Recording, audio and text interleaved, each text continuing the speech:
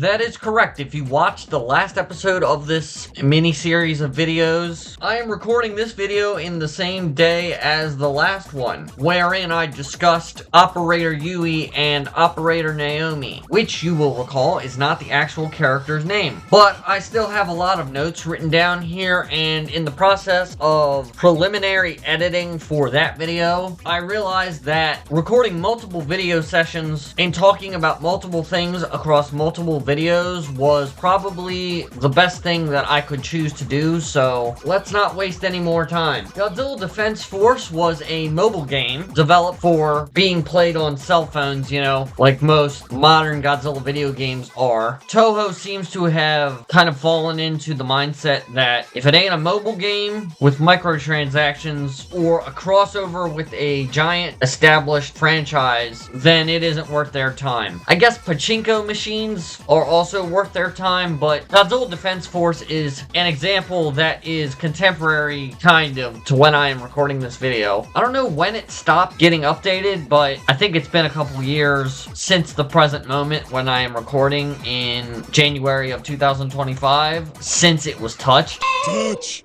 Do I have to follow you all day? As I have said before, it's basically one of those just, you know, tap or click on the screen a certain number of times and things happen. Really, the game just seems to be a vehicle overall for microtransactions and wasting your time, as is typical of games usually developed in that concept space. But today I wanted to discuss a character that was created specifically for Godzilla Defense Force, and while on their own does not really have anything worth talking about, some of the other stuff that is in Godzilla Defense Force kind of opens up potential avenues of discussion with regards to them. Because even though the game doesn't really explore its own concepts because it's just a cash grab mobile game meant to line Toho Company Limited's pockets, someone has to ask these questions. And damn it, I am that guy. I will ask those questions. So what am I going to be talking about today? So I wish to discuss the character that goes by the name General Tywin. General Tywin. The game has no voiceovers or voice acting. There is no auditory dialogue, and as a result, there is no audible pronunciation of this gentleman's name. I'm just going to call him General Tywin. Well, okay, I guess some of my behind-the-scenes kind of sleuthing can just lead me into one of the many points that I wish to make, which is that General Tywin has, like, no documentation online. Maybe I just haven't dug hard enough, but if I look up Godzilla Defense Force on Wikizilla and General Tywin does not even have his own wiki page on that website, then that tells me right off the bat that we are dealing with a character of next to no importance. But anyone who has watched this channel for any length of time knows that ain't gonna stop me. So in addition to the fact that General Tywin is not documented at all online, he also is not really characterized through the little dialogue blurbs in any real way. I mean, look at his picture, read his name, there you go. You pretty much have it all. And I'm not really kidding when I say that either. His appearance is basically all the characterization he gets, because from what analysis I have done of videos playing through Godzilla Defense Force on YouTube, he pretty much serves the same purpose as Operator Yui, except General Tywin is not adorable in any way. He pretty much just exists to tell you, the player, hey, go do this thing. Oh, this city is under attack. Why don't you go take care of that? And of course, he says the thing that is incredibly predictable. You're the only commander that has the skills for this job. I don't imagine him talking that way, but you can pretty much just read it like that, because his only purpose is to be the commander guy who trusts you and says that you have the experience necessary to defend the Earth from the onslaught of kaiju that it is presently facing. Related to his position of authority, you can see that his facial hair is kind of like mine, except he's an old man, so he has gray-white hair on his beard. You can't really see the hair on his head because his kind of military dress coat kind of covers up back of his hair, and he wears something similar to to what I would personally, as an American, describe as a naval cap. He looks like he belongs in some nation's navy. I would imagine there isn't much difference between modern naval dress codes, but I am also probably wrong on that. But he looks like a naval officer. He looks old. He definitely seems to, on your right, my left, pectoral muscle, his chest, to have a decent number of medals. So his experience and age are very much communicated by his design. His dialogue doesn't really stand out in any real way, but there's more to him than is necessarily communicated through his design and his dialogue, which is kind of why I wanted to make this video. So before I do that, let me just talk about two other military leaders from the Godzilla series that kind of stand out to me personally. First, I will bring up Admiral Stenz from the Monsterverse. He is currently dead in the Monsterverse as of 2025 in a world after Godzilla X Kong the New Empire came out. I personally think that Admiral Stenz was an excellent character, but remember, this is the Godzilla franchise. Despite the fact that I have ranked all of the humans in Godzilla before in a Shedding Tears episode, do not be fooled. Just because he's one of the better military commanders that I remember does not exactly mean anything. He's barely a character. I just like him. The same cannot be said for the best Godzilla human character in the franchise. I say that as a joke, mostly.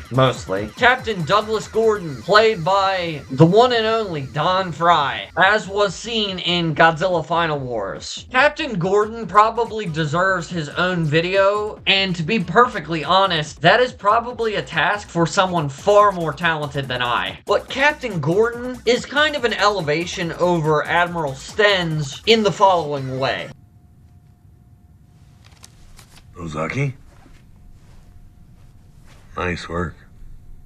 Admiral Stenz, at most, dealt with the Titans and their modern-day resurgence. So he was basically just a regular military commander guy, just in a world where giant monsters exist. But Captain Gordon exists in a universe where extraterrestrial species invade the Earth, destroy everything, and he has to be the one that declares Godzilla the most destructive weapon on Earth, and then lead the operation to bring Godzilla to destroy the alien fleet. In short, Captain Gordon exists in a more complicated geopolitical, militaristic, strategic state. You know, he did have to pull a pistol that shoots laser beams out from his hip and gun down people who, for all he knew, could be actual human beings but turned out to be aliens in disguise. Don't play innocent. That's what you really are.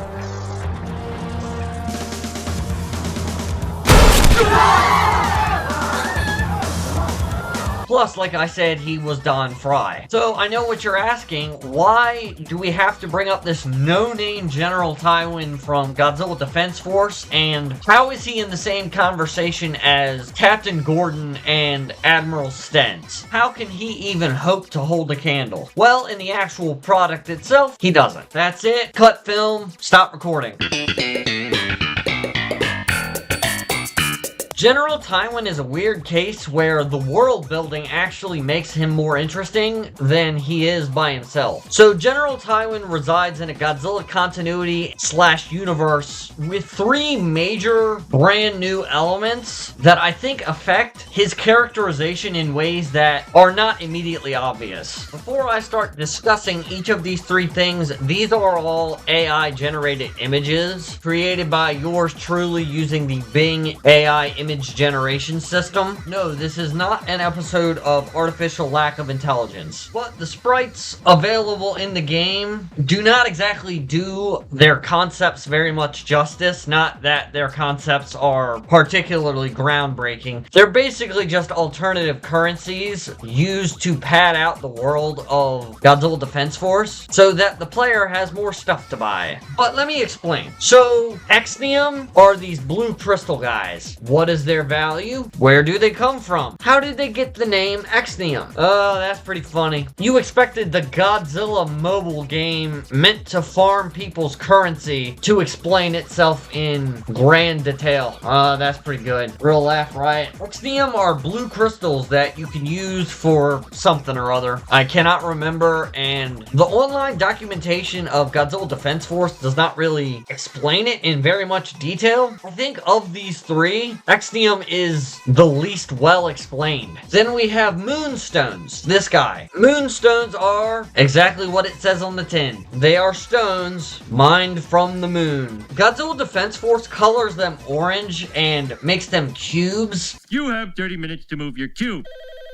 Hello, Mr. Burns' office. Is it about my cube? Other than that, there's not really a whole lot of information about Moonstones, other than they are literally mined from the moon by survivors that you rescue from the various cities during gameplay, and they get shot off to the moon colony, I think. I hope I'm not pulling that out of nowhere. But once they are on the moon colony, you can direct them to mine in certain regions of the moon, and then you get Moonstones. If I remember correctly, I think Moonstones are used to upgrade the kaiju cards, but I could be wrong on that front. And then finally, we have this guy, the purple triangle, Time Shards. And this is where I feel the majority of my respect for General Tywin comes in. Time Shards are some kind of crystalline shard remnant created whenever the main character, the player, the commander, uses the time travel machine to travel from the present back to essentially the start point of the game. And in terms of gameplay mechanics, this just means all of your kaiju cards are the same level at the beginning of the game that they were when you committed to time travel in the future. Like I said, most of this is just multiple currencies for the sake of multiple currencies. The time shards are used, from what I can remember, for upgrading various metals as well as for summoning various partner characters, you know, the Shobijin, Emperor Antonio, the Dorats, or, well, I think it's a single Dorat. You get the point. All of these things kind of exist on their own, pretty much just because this is a mobile game and we need multiple forms of currency so that we can milk the player of all the money they have. At this point, you're probably wondering,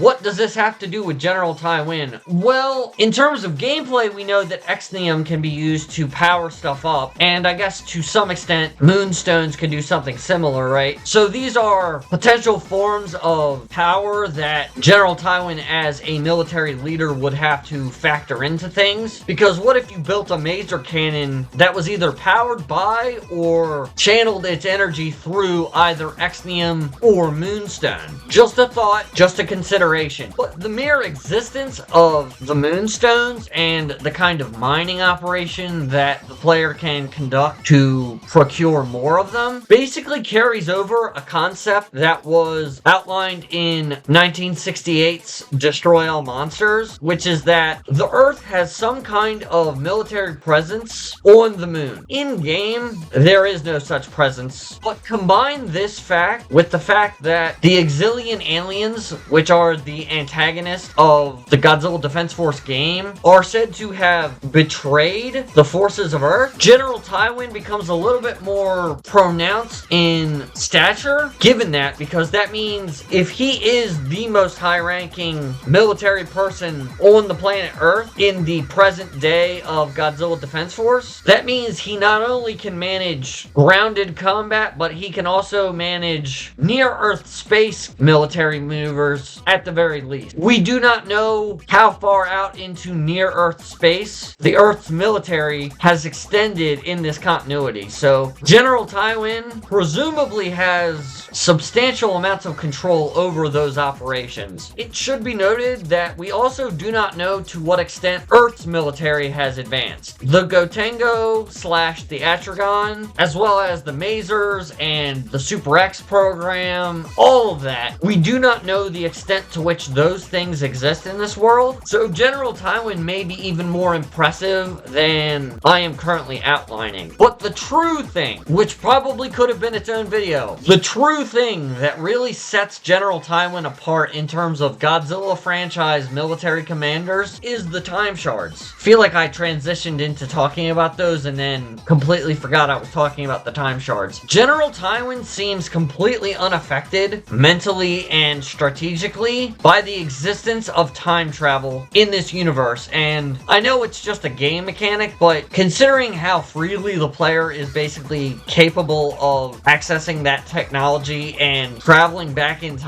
the fact that General Tywin is not in any way moved or affected by the player time traveling says that he must be planning his military strategies out so far in advance and to such a degree of complexity that temporal chronological distortion does not even affect his plans. Like, I mean, I know it's getting late in the day, but I can hardly wrap my own mind around how a military commander would factor in such technology as time travel. I'm not going to go into the specifics of how this affects the time travel system within the Godzilla macrocosm, nor am I going to go into the moral or logical conclusions one can draw from the mere existence of time travel, but all of this to me really changes the way I look at General Tywin. Like, the universe that he inhabits so dramatically affects the implications for his strategic military position that it almost goes without saying, but this guy is one of the fiercest military commanders in the Godzilla franchise, and he originates in a mobile game that no longer really exists. I think you can still download it as of the time of recording this video, but I just wanted to go over all these things because, yeah, General Tywin may not be played by Don Fry, and he might not have any memorable dialogue, nor does he necessarily have a particularly strong character-driven reason for being involved with Godzilla or space travel or any of the above, but considering how poorly slash minimally documented General Tywin's existence is, I felt like this was a prime opportunity for me to kind of break new ground and deepen the conversation regarding humans in the Godzilla franchise. So that's about all. I just wanted to go over General Tywin. I just think that many of the currency systems presented in the context of Godzilla Defense Force deepen our limited, and I do mean limited, understanding of that character. If you at all enjoyed this video, please consider dropping a like down below and let me know your own thoughts about General Tywin, because I want to keep the discussion going around stuff like this. I feel like the human side of Godzilla has been downplayed for far too long, and any opportunity that I can find to make that conversation more interesting, I will take. Please consider subscribing. It is currently January 19th, 2025 when I am saying this right now, recording this video. I have videos planned to come out every Tuesday and every Friday at 3 p.m. Eastern Standard Time until April 4th. Every Wednesday at 3 p.m. Eastern Standard Time, there is going to be a YouTube short uploaded all the way up until, I think, August or September of 2025 as of the time of recording this video. So if you subscribe, you'll get content a decent stretch into the future, and depending on how my household move goes, I might be able to start recording videos again at a decent rate. As of right now, January 19th, 2025, I still have to record the 1-year anniversary video for my channel, which I did leave a community post up for. At the time this video comes out, I will probably already have recorded that video, but I'm kind of pushing off recording that video for the moment because I want the community tab poll to have time to gain votes. If you wish to support me financially in any way, please consider dropping by Mount Merch, my merchandise store, which is linked in the description and will probably be linked in the pinned comment for this video. All proceeds will go to relieving the pressure on my brain as a result of the financial burden of a mortgage. But regardless of all that, I really appreciate anyone who stuck around this long and watched this far into the video. So I will say, as I usually do, I hope you all take it easy, and I will catch you on the flip side.